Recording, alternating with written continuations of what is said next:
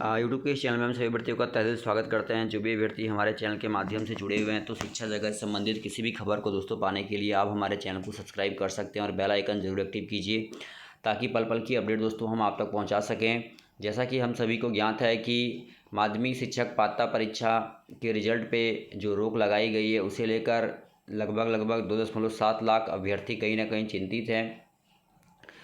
दूसरी ओर हम बात करें कि पटना हाई कोर्ट में जो केस आगे ट्रांसफ़र कर दिया गया है 11 तारीख के लिए, उसको लेकर एक छोटी सी अपडेट जो है आज के न्यूज़पेपर में कहीं ना कहीं सुर्खियों में बनी हुई है। तो आज थोड़ा सा हम विस्तार से बात करेंगे इसके बारे में। और जैसा कि आपको स्क्रीन पे दिखाई भी दे रहा होगा, इसमें कुछ महत्वपूर्ण बातें भी लिखी गई हैं जो कि आप समझ सकते हैं कि एसटीटी परीक्षा को चुनौती देने वाली याचिका पर सुनवाई 11 को। जी हाँ दोस्तों, पटना एसटीटी देख सकते हैं, यहाँ पे लिखा हुआ है एसटीटी की परीक्षा को ऑनलाइन कराए जाने को चुनौती देने वाली याचिका पर आगामी 11 फरवरी को पटना हाई कोर्ट में सुनवाई की जाएगी। इस सुनवाई को लेकर तकरीबन 30,000 उच्च विद्यालय के शिक्षक की नियुक्ति पर संशय सी बनी हुई है। इस परीक्षा में असफल हुए छात्रों ने आरोप लगाया है कि पहली बार जानकारी नहीं दी गई थी कि परीक्षा ऑनलाइन होगी। इतना ही नहीं, याचिका में यह भी कहा गया है कि जो भी सवाल पूछे गए थे सिलेबस से बाहर थे, इसलिए फिर से परीक्षा कराई जानी चाहिए। तो देख सकते हैं दोस्तों, एक बड़ी अपडेट सामने उभर के आ रही है। अभ्यर्थियों की मांग है कि एसटीटी की परीक्षा जो है पुनर्कराई जाए।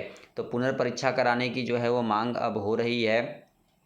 लेकिन जैसा कि सूत्रों के हवाले से खबर आ रही है और जैसा कि आलोक सर भी समय समय पे हम सभी को अपडेट प्रोवाइड करते रहते हैं, उनका भी यही कहना है साफ तौर पे कि धैर्य बना के रखिए, किसी भी तरीके से पुनर्परीक्षा नहीं होगी। क्योंकि बिहार बोर्ड ने लगभग 2.7 लाख छात्रों के लिए कम से कम 1 करोड़ रुपए खर्च करके ये परीक्षा जो है वो करवाई थी। विभिन्न सेंटरों में ऑनलाइन एग्ज़ाम कराने का जो खर्चा आया था, इस प्रकार इतना पैसा लगाने के बाद बोर्ड ये बिल्कुल नहीं चाहेगा कि किसी भी तरीके से इस परीक्षा को रद्द किया जाए। लेकिन अभ्यर्थियों की जो मांग है वो भी जायज़ है। उनका कहना है कि सिलेबस जो है वो नहीं जारी किया गया था, आउट ऑफ सिलेबस क्वेश्चन पूछे गए थे। उन्हें यही नहीं पता चला कि कौन से किस टॉपिक को पढ़ना है। तो ये तमाम बातें जो है अब कहीं ना कहीं कटघरे में खड़ी होती हुई ज़रूर नज़र आ रही है। और हम सभी का यही कहना होगा कि भाई किसी भी तरीके से जो है इस बार एसटीटी का रिजल्ट जो है वो प्रकाशित होना चाहिए। क्योंकि एक लंबा समय जो है वो व्यतीत हो चुका है। और देख सकते हैं कि 30,000 शिक्षकों की नियुक्ति मामले की सुनवाई जो है वो 11 तारीख को होने की बात कही जा रही है। और मैं आपको बता दूं दोस्तों यहाँ पे कि एसटीटी को लेकर हम शुरू से ही कवरेज जो है अपनी करते रहे हैं और आप तक खबर जो है वो पहुँचाते रहे हैं। ऐसे में 30,000 शिक्षकों की नियुक्ति का मामला अगर कोर्ट में जाता है तो 11 तारीख को क्या कुछ हो सकता है, उसे लेकर भी मैं थोड़ा सा अपडेट दोस्तों आपको प्रोवाइड करूँगा। जैसा कि अभ्यर्थियों की ये मांग थी कि भाई तीनों केस अगर एक साथ लिस्टेड हो जाते हैं तो ऐतिहासिक फैसले का दिन बनेगा, और ऐसा संभव हुआ है। जो हमारे तीनों केस हैं इनकी सुनवाई जो है दोस्तों अब ये कहा जा रहा है कि 11 तारीख को यानी कि 11 फरवरी को होने की बात कही जा रही है। और अब सवाल ये उठता है कि क्या 11 फरवरी को कोई जजमेंट आ पाएगा।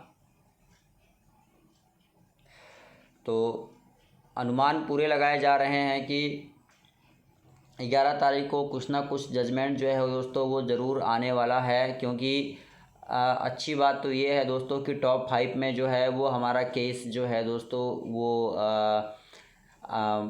सुनवाई होने के लिए तैयार है। और टॉप 5 में केस के आने का मतलब आप समझ सकते हैं कि सुनवाई जो है वो ज़रूर होके रहेगी।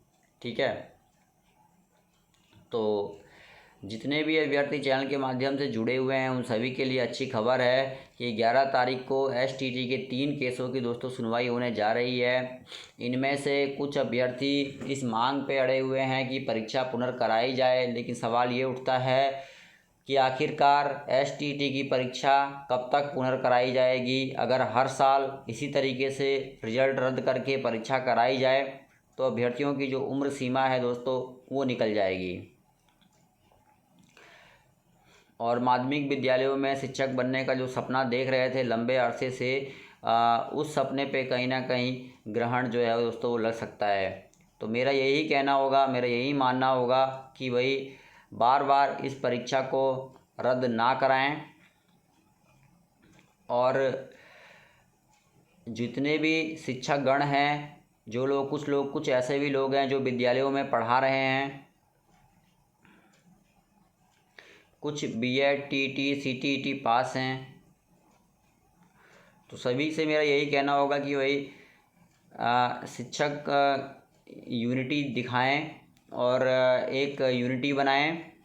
इस तरीके से छोटे छोटे मुद्दों को लेकर पटना हाई कोर्ट में ना जाएं, क्योंकि आप लोगों के द्वारा किया गया केस बहुत ही ज़्यादा कह सकते हैं दोस्तों हानिकारक हो सकता है और रिजल्ट पे भी इसका असर पड़ सकता है। देखिए लिखा है 30,000 शिक्षकों की नियुक्ति मामले की सुनवाई 11 को। एसटीटी की परीक्षा को ऑनलाइन कराए जाने को चुनौती देने वाली याचिका पर 11 फरवरी को सुनवाई होगी। मामले पर न्यायाधीश ए अमानुल्लाह की एकल पीठ में सुनवाई होगी। ऑनलाइन परीक्षा में असफल हुए छात्रों ने आरोप लगाया है कि पहले इस बात की जानकारी नहीं दी गई थी कि परीक्षा ऑनलाइन होगी।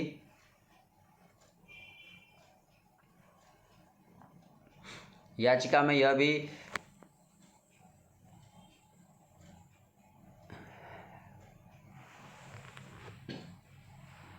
कहा गया है कि परीक्षा में जो भी सवाल पूछे गए थे वे सिलेबस से बाहर के थे, इसलिए परीक्षा को दोबारा कराया जाना है। तो आप देख सकते हैं दोस्तों,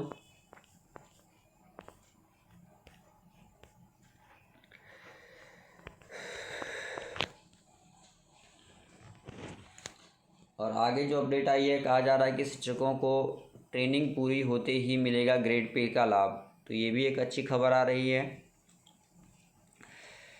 कि जो भी शिक्षक नियुक्त होंगे उनको ट्रेनिंग के पूरी होते ही जो है वो ग्रेड पे का लाभ मिलना शुरू हो जाएगा। तो देखिए आई खबर, पटना हाईकोर्ट ने एक मामले की सुनवाई करते हुए सरकार को आदर्श नियोक्ता मॉडल देख सकते हैं यहाँ पे लिखा हुआ है, रहते हुए हिदायत दी है कि यह भी सुनिश्चित करने को कहा गया है कि भविष्य में कोर्ट के आदेश का पालन सही तरीके से किया जाए। और एक और अपडेट आपके सामने है दोस्तों, अधिकांश सरकारी स्कूलों में गणित विज्ञान और अंग्रेजी जैसे शिक्षक की कमी दिखाई दे रही है।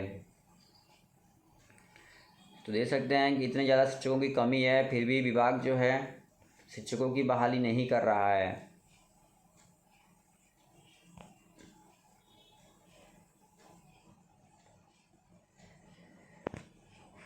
तो चलिए वीडियो में इतना ही, धन्यवाद।